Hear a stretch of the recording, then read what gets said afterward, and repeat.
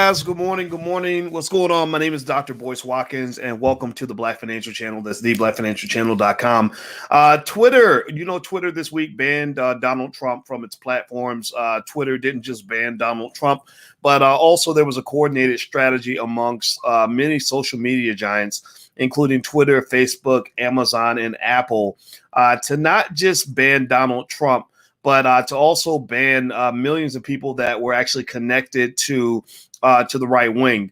Now, I didn't vote for Trump. I didn't vote for Biden in the last election, but I told you guys that I thought this was not a good move. This was not good for democracy. This was not good for freedom of speech. And also the stock market agrees with me that there may be some trouble. Twitter stock has plummeted. Twitter stock dropped about 10%, as much as 10% after Trump was banned from the platform. And I'm explaining exactly why this happened. You don't have to be a Democrat or Republican to understand what I'm saying, but I'm going to break it all down for you. So get comfortable, buckle up your seatbelt. Make sure you subscribe to the Black Financial Channel. We're going to get started right now.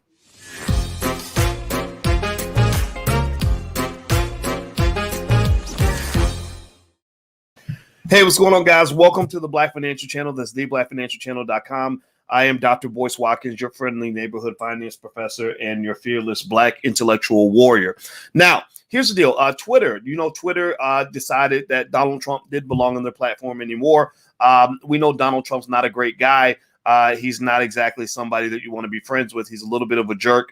And so Twitter basically said they used the situation that occurred at the Capitol as their opportunity to make their big move. Their big move was they'd always been wanting to get Trump off of the platform, primarily because he has millions of followers and he's been pretty abusive with the platform. He likes to get on the toilet and tweet his way into oblivion, crazy tweets with typos, sounding like an ignorant rapper and just saying things that were kind of crazy and irresponsible. I remember him talking about blowing North Korea off the face of the earth, which obviously is just a problem. You president of the United States shouldn't be saying stuff like that. Now, here's the thing.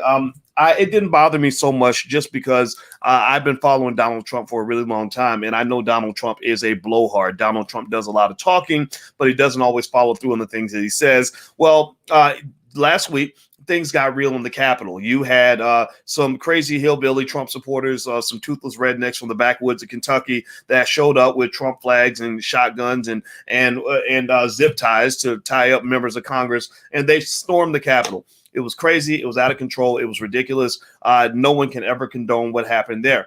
As a result, Twitter decided, you know what? Enough is enough. You're gone. You're out of here. You can't tweet anymore. And then to add to this attack, or to add to this counterattack, if you will, it's a counterattack to a counterattack. I'll break that down in a second. You then had Facebook step in and say, yeah, well, you can't come over here either.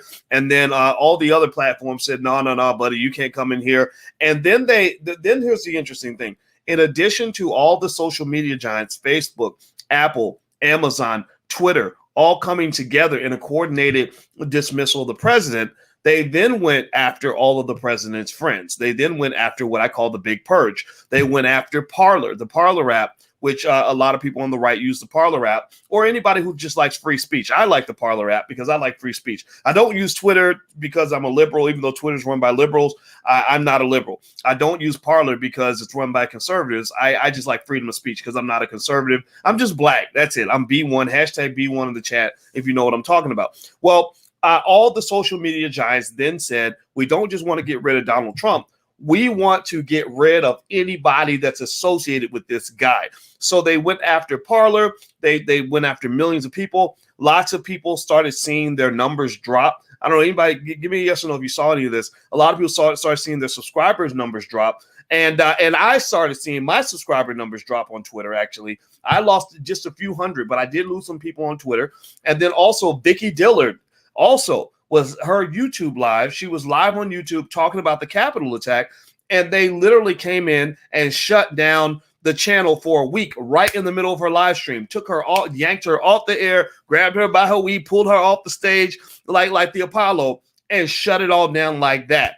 Now, of course, this made me angry because I said Vicky Dillard never told anybody to do anything negative to anyone. She does not advocate for violence. So why are you connecting Vicky Dillard being taken down with what happened in the Capitol with these toothless hillbillies from the backwoods of Kentucky? Well, that's because that's how oppression works. There's a term I want us to use today, boys and girls, called totalitarianism. Totalitarianism is where you basically go through the process of saying we're going to eliminate anybody who disagrees with us. Totalitarianism is similar to what happened in Nazi Germany during World War II. It's what happened in Croatia when you had one side of the Croatian population that wanted to eliminate the other. Thank God it hasn't gotten to the point where it's physical genocide, but what you're seeing is a digital manifestation of totalitarian genocide. Like, it's a digital genocide. Like, we're going to go and use this one incident, this operation, and some think it might be false flag. I don't know if it is or not. I'm not saying that it is or isn't, but we're using this one situation as an excuse to go after everybody from Donald Trump all the way down to Vicky Dillard, because Vicky Dillard is not speaking the liberal talking points. That's why I think it's a problem. That's why intelligent people can see the issue here. You don't have to be a conservative or a Trump supporter to see the issue. Angela Merkel, the president of Germany, I think Chancellor of Germany, Chancellor of Germany, spoke out against this. Angela Merkel and a lot of leaders in Europe said, what are you doing, Twitter? Why are you banning someone for expressing themselves? And why are you using this one situation as an excuse to eliminate everyone? Anybody who knows the history of war and politics knows that this is a long-held strategy. The way Adolf Hitler gained autonomous power in Germany was he actually went and burned down one of the government buildings, and then he said they did it. So he used this as an excuse, that one incident of violence, as an excuse to eliminate all of his opposition, to get rid of everybody who might oppose him. So effectively what you're seeing in America is a type of totalitarianism. It's definitely anti-democracy. It is what it is. And it doesn't, and the reason that it's okay, see, that it wouldn't work if they were doing it to somebody that you like. Like, if they did it to Barack Obama, then you would probably say, oh, well, that's really bad. That's terrible. What the way they get sinister policy through is they don't do it to someone you like. They do it to someone you don't like. So, for example, if I'm Joe Biden and I want to write a crime bill that's going to incarcerate as many black people as possible, I'm not incarcerating good people. I'm not incarcerating white people. I'm incarcerating dirty, bad, evil black people. So that's why you have situations like the one you had with Willie Horton, where George Bush had the picture of this really dark, scary black man and said, my opponent wants to let people like this out of prison. And people are like, oh my God, he's scary and he's black. Lock him up. We need to lock him up and lock up anybody like him, right? So that's how you get things like this through. And of course, this is going to go over the heads of a lot of people because they're caught up in the emotionality of how they feel about Donald Trump. But I'm just telling you, this is bad news, and smart people know this. And the stock market is pretty smart. The stock market actually punished Twitter stock right off the bat. As soon as this happened, Twitter stock dropped by 10%. Let me look and see where Twitter stock is right now. Hit the thumbs up button, by the way. Please hit the thumbs up button. If you like intelligent conversation, please hit the thumbs up button, share, subscribe, and all that stuff. So Twitter stock, as of right now, so far today, has dropped by about 5%, but it was as high as 54. Now it's down to 48. So that's about a 10% drop through the course of the week. Let's see, the market cap of Twitter is $38 billion. So they lost about $3.5 billion in market value as a result of what happened this week. So here's the thing. Here's the reason that remember this is one thing you got to remember too. One thing about Wall Street that you may love or you may hate is that Wall Street doesn't care about your feelings. You know, billionaires don't become billionaires by getting all emotional and caught up in whatever you mad about right now. You watch CNN, you throwing socks at the TV and cussing out, the commentator. You mad about whatever. Wall Street doesn't do that. Wall Street just looks at what's going down and says, okay, how's this going to affect my money? And those of you out there who can focus on your paper are going to have more paper than people who are distracted by every little thing that happens. Ooh, look over here, right? See, when you're getting distracted emotionally and being pulled and triggered in all these different kinds of ways, that's pretty much people who have money distracting the people that they want to take money from. They're getting you to look away so they can pick your pocket. So I encourage you to not get distracted by all the little nonsense that's going on, whether it's a bunch of toothless rednecks invading the Capitol, or a bunch of crazy liberals that want to go burn down buildings and throw bricks at the heads of police officers or whatever that happened this summer. Let's not forget that. So if you really want to start banning people for condoning or inciting violence, I think you might want to start with the people that were cheering people on when they were going around and busting out the windows of black-owned businesses and everything else. Because I'm going to tell you what, if somebody showed up on my doorstep with that nonsense, then I would be on the cover of every newspaper in America as the guy who dealt with those people when they came to my house. You come mess with my family, I'm going to jack you up. And I don't care how politically incorrect it looks. So here's the deal. All right. So you have all this happening. Wall Street is evaluating this. Wall Street is like, man, America done lost its mind. People are doing crazy stuff now. How's this going to affect our money? And they did all the math and all the calculations, and they said it's not going to affect our money very much at all. Now, it will affect Twitter. And now let me tell you why it's going to affect Twitter. It has nothing to do with whether you like or dislike Donald Trump. The reason it's going to affect Twitter is because here's what the big tech giants are doing that doesn't make sense to me. I mean, maybe there's a bigger game being played where it might make sense if I had more information. But from where I'm standing, it's not making sense what the big tech companies are doing. Let me tell you why. If I was a big tech giant, I would be really careful with my actions because right now the feds is watching. You know, right now, you know, like a dope dealer, when he says the feds is watching, like I'm going to be hella fresh when the feds are watching, right? So when they know the feds are watching, they try not to get into too much gangster shit. They don't want to do too much, make too many moves when the feds are watching, right? Because you want to keep a low profile. You don't go to the, you don't go to the next heavyweight fight wearing a big fur coat and a fur hat like Denzel Washington did in American Gangster, because that's going to draw attention. You know, if somebody makes you mad, you don't go kill them in broad daylight in the middle of the street because they're watching, they're following you, right? So when the feds are watching and they say, you know, we think that you are the most notorious dope dealer in all of Chicago, you're like, no, I run a little school and I have a gas station, and that's all I do is I just sell gas and sneakers and run my school with my children, right? You pretend to be as low profile as possible because you don't want them to know how much power you have. So the reason that the moves of the big tech giants is very surprising to me is because right now they're under a lot of scrutiny. The feds are watching them and they're accusing them of something that is theoretically supposed to be illegal, which is the engagement of monopoly / oligopoly behavior. The use of a massive concentration of power that kills off the competition, that exploits the customer, that is not good for America, right? So what's really happening is not, I don't think any of these companies are being accused of being a monopoly. Maybe Facebook, but maybe not. But they're certainly being accused of being an oligopoly. They're looking at Apple, Google. So Apple or Google's owned by Alphabet. So looking at Apple, Google, Facebook, Amazon, and Twitter. And they're saying, are you a monopoly? Are you like a mafia crime family like that we should hit with a RICO charge? Because it looks to me like you guys engage in organized crime or organized economic activity. And that's a violation of the Sherman Antitrust Act from 1933, which means that we need to come in and bust you up. Right. So they're sitting there like, no, we would never. No, we're not. We don't have any. I mean, Facebook, all we are is we're like a bulletin board. You know, we let people just come in and they post and we don't have any control over what we're not a publisher. We don't edit the content that people put up. Now, let me ask you this. Everybody in here probably uses Facebook because, again, but of course, they're not a monopoly. But all of y'all, give me a yes in the chat if you use Facebook or Twitter or both. Give me a yes in the chat. Everybody in here who uses Facebook, Twitter, or both, put yes in the chat. If you do not use either one, put a no. And I want you to see how many yeses come up versus the no's. And then I'm going to ask you another question. How many of you have bought a product from Amazon in the last year? Give me a yes or a no. Right?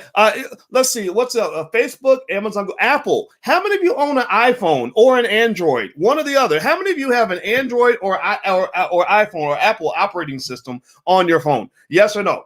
And in fact, put a yes if you can answer yes to any of the above, right?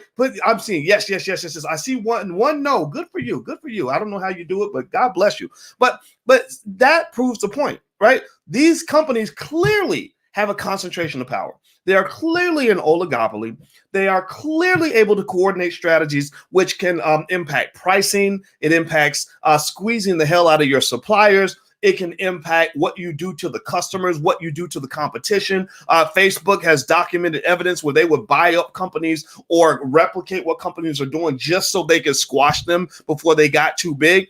And all these things are considered to be anti-competitive behavior. They are being accused of anti-competitive behavior by getting together like a group of gangsters and controlling the whole neighborhood and not letting anybody in. Why is this important in light of what they just did with Trump, but not just Trump, but 85 million other people who are saying things that liberals don't want to hear? Right? Because remember, the fact that you can get banned for disagreeing with a liberal ideology doesn't match the fact that I hear people on the left say all kinds of crazy things, and those things don't get banned. So let's get back to this. So what basically the reason Twitter stock plummeted is because the people that are calculating all of this, that are just watching as observers who don't care. They consider Democrat, Republican stuff to be theater. All they think about is how to get paper for their family. They're just trying to make money for their family. They're saying, damn it, you messed up because the feds are watching.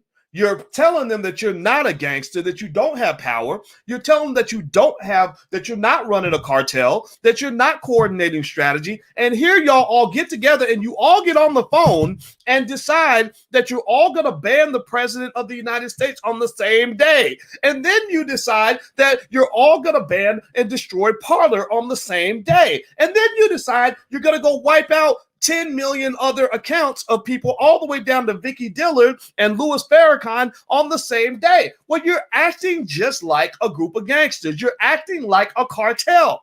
Stop it, right? So Twitter stock plummeted because what's going to happen is there's going to be regulation around the corner. There's going to be regulation because these companies have gained so much power that they've become almost like a government. They've become the mob.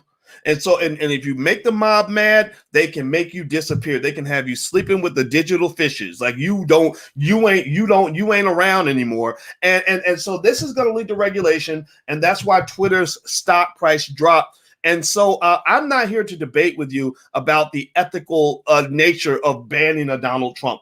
If you want to know my 2 cents, I think Donald Trump's not a good guy. I never thought he was a good guy. At the same time, I believe in freedom of speech. I think it's okay for people to talk. And I know that people want to link speech from conservatives with what happened on the Capitol. Well, if you do that, then you must link the speech from liberals to what was going on this summer. And some would say, well, it's the Capitol. The Capitol's different. Well, no, I think it's actually worse when you're attacking regular people on the street and burning down buildings of people that you don't even know, regular hardworking people who worked hard their whole life to build a business. And then the only choice they have is to come out with a shotgun and deal with your ass because the police ain't nowhere around. I don't like any of that. And it was happening not just in all other neighborhoods, it happened in black neighborhoods too. It was not cool. It was never cool. And also, you take for granted the fact that you have a country where you're able to have peaceful transitions of power, and all that's being put in jeopardy by the Republicans and by the Democrats. And I stick to this other point. This is going back to the economics of it all. The radical left and the radical right, the people that were burning down buildings in the summer and the people that were storming the Capitol in the winter, they should actually be joining forces, because what's really happening is that they're all pissed off for the same reason. They're all mad because your government, these millionaires sitting on Capitol Hill, have been starving you out for the last 9 months because they're up there playing games. They got you literally thinking that you're going to die if you walk out on your front porch, and that you're somehow supposed to be able to survive without an income for 9 months, and had you waiting 9 months for a $600 check. That right there is criminal. I think all these SOBs need to be removed from office right away. And so I wouldn't be a person that would storm the Capitol, but I understand why they did it, because these are desperate people. These are people that have hit rock bottom. You had to really push them pretty hard to get them to do something so crazy. Same thing was true with those people that were burning down buildings in the summer. It's all about growing inequality in America. Under every metric known to man, America has become a more unequal society than it was in the 1950s and 1960s. Because your corporatists and your capitalists have obtained so much of a concentration in power, and the tech giants are leading the way on this. The people that have the most money in America are in technology. About 2/3 of the wealth created in America in the last 5 years has come in technology. Right. And that's a win for the liberals to some extent, at least a short term win, because most of the people that are in technology, they went to white universities where they were indoctrinated with a lot of liberal ideologies. And so like, for example, they probably all agree on things like climate change, LGBT rights, and immigration and things like that. Right. And they're controlling the economic power. They're also controlling the media. right? So all this is going to get bad for America. It's going to get real bad. I don't know where it's going to go, and I'm not here to really talk about the politics as much as I want to talk about the economics and why it does make sense that Twitter stock price plummeted as a result of these bans. And I'll also say this, that there are leaders around the world that are saying right now, like, America, what are you doing? Storming the Capitol was crazy, but you're banning people from social media now. Like, you're taking away their right to speak, and you're saying that you're justifying it because of what a few extremists did. Now, if you were on that hill and you were running up there attacking people, then that's another thing. But to somehow connect any person who even, like, just think about this. Just the fact that I even said I understand why they did it, that could be seen as inciting violence. Like, Dr. Boyce was on YouTube and he was telling people to go storm the Capitol. People misconstrue words all the time. And that's what your media has kind of done. And it's just kind of silly. It's all kind of stupid. It's all kind of ridiculous. Now, on other notes, do me a favor, hit the thumbs up button. Please hit the share button, hit the subscribe button. Also, you can get a free e-copy of my book, It Takes a Village to Raise the Bar. Go to allblackeconomics.com. That's allblackeconomics.com. It's a short book. It's an easy read. And it lays out a four-pronged vision that I have for the Black community over the next 100 years. And I know it's going to work because this is what I do. This is what I know. So feel free to go to allblackeconomics.com. And also, you'll notice, some of y'all notice I'm wearing my Ohio State Buckeyes gear because I got my PhD at Ohio State. Today, we play Alabama in the national championship. So I am totally pumped about that. I cannot wait to see what happens tonight. So don't call me between like 7 and 11 because I'm going to be watching football. The other little piece that's going on right now is Bitcoin has been dropping a lot. It's dropped about 15% this week. If you want to know what I'm seeing with Bitcoin, I think it's natural. I think that what goes up does eventually come down. Eventually, you have these things called price corrections. Nothing has changed in terms of what I believe about the long-term prospects of Bitcoin. Almost every leading expert, thinker, billionaire out here, other than the old ones like Warren Buffett, who literally is like, I think he's 85 years old or something, or 80, or he's close to it.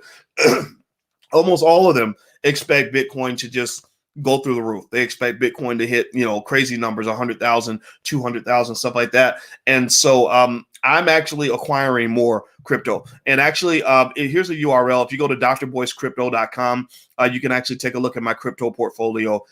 This is just something I'm just throwing out there and offering you guys if you want to go take a look at it. So just go to drboycrypto.com. That's drboycrypto.com. So that's pretty much it in terms of what's happening in the world. I'll tune back in a little bit later. Hit the thumbs up button, share, subscribe before you go. We're building Black media, Black-owned media. We really need you to be connected because I don't know if they're ever going to come and ban anything that we do. You know that we tell the truth. I just call it like I see it. And I know that one of our big channels, we have 400,000 subscribers on the Your Black World TV channel, that got banned for a week because we shared a Louis Farrakhan video. So they're not just going after the Donald Trumps. They're really going after dissent. They're using Donald Trump as an excuse to then go after the Vicky Dillers and the Louis Farrakhan's, two people who've never condoned violence. But that's the dangerous slippery slope of all that, is that they get to the point where they will just pretty much assume everybody that disagrees with them needs to be eliminated because they're engaged in this idea that says that we know what it means to be a good person. We have a monopoly on the truth. And if you don't agree with us, that means you're a liar or that means you're stupid. So you're not smart enough to have freedom. Like we need to take your freedom from you because what you're saying doesn't make sense to us. And that's in complete violation of freedom of speech. And I don't approve of it. I don't like it at all. And that's what I'm thinking. That's what I'm sticking with. So, by the way, don't forget, this weekend, we're doing the digital generational wealth conference. It's virtual, so you can join us from anywhere. You can go to generationalwealthconference.com. We have a bunch of experts coming through the Black Business School. We're covering tax strategies, insurance, stock market investing, and real estate. So that's going to be a 2-day event. It's really, really good. You have lifetime access to everything after you're done. So feel free to join us this weekend at generationalwealthconference.com. That's generationalwealthconference.com. So I hope this conversation helps you. I got to get out of here. You guys have a good day. It was wonderful speaking with you. I'll talk to you soon. Take care. Peace.